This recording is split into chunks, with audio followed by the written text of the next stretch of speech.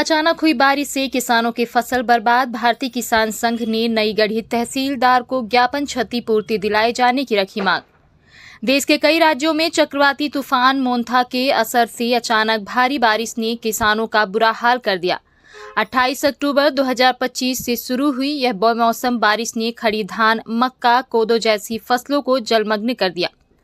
इस नुकसान की भरपाई हेतु भारतीय किसान संगठन नई गढ़ी इकाई ने स्थानीय प्रशासन, तहसीलदार को ज्ञापन सौंपा है और मुआवजे की मांग की है। बेमौसम बारिश से खड़ी फसलें पसर गई हैं और कटाई के लिए तैयार धान की फसल को भारी नुकसान पहुंचा है। किसान संघ नई गढ़ी के अध्यक्ष राम सिपाही पटेल ने कहा, कई किसानों की सारी जमा पूंजी और मेहनत इस बारिश से नष्ट हो गई, जिससे वे आर्थिक संकट में आ गए हैं। भारतीय किसान संघ ने सर्वे कराकर मुआवजा देने की मांग की गई। आप लोग आज नई गढ़ी तहसील में ज्ञापन सौंपे हैं, क्या मामला है? मामला आज प्रकृति प्रकोप किसानों के ऊपर बहुत भयंकर पड़ा। इतनी तेज बारिश हुई, धान की फसल पूरी खेत में डूबी है। उड़द, मूंग, कोदो सारी फसलें नष्ट हो गई हैं। इसके संबंध में अपन लोगों ने एक ज्ञापन सौंपने के लिए नई गढ़ी आए हैं कि यहाँ किसानों का खेत में जाकर के तहसीलदार, पटवारी जाकर के निरीक्षण करें और अगर फसल की नुकसान हुई है तो उचित मुआवजा मिले किसानों को। लगभग कितने प्रतिशत फसल खराब हो चुकी है? फसल तो अब लगभग अभी इस समय वर्तमान में देखी जाए तो पूरी खेत में फसल डूबी पड़ी है। कटी थी फसल और पूरी खेत में डूबी है पानी से। तो अब उसको कितने परसेंट निकाला जाए?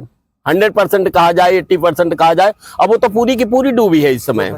अब उसी फसल को अगर हम जब वहां ले जाएंगे समिति में बेचने तो वो फसल रिजेक्ट मानी जाएगी, कहेंगे कि सड़ी है धान। अब धान तो पड़ी है पानी में।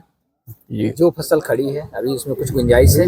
नहीं, अभी तो हमारे हिसाब से भी कोई गुंजाइश नहीं है। अभी मतलब पूरी फसल बर्बाद है। जब भी ऐसी आपदाएं आती हैं आप लोग ज्ञापन देते हैं? बिल्कुल बराबर प्रयास करते हैं, लेकिन उसका नतीजा जहाँ देखा जाए तो उतना नहीं मिलता। हाँ, नहीं मिलता ज्ञापन तो। हमारा जैसे भी कोदो की मैंने ज्ञापन दिया, कोदो का मानिए कि मतलब गिरदावली नहीं हुई। किसान कोदो बोए 4-4, 5-5 एकड़ में बोए हैं, गिरदावली नहीं हुई।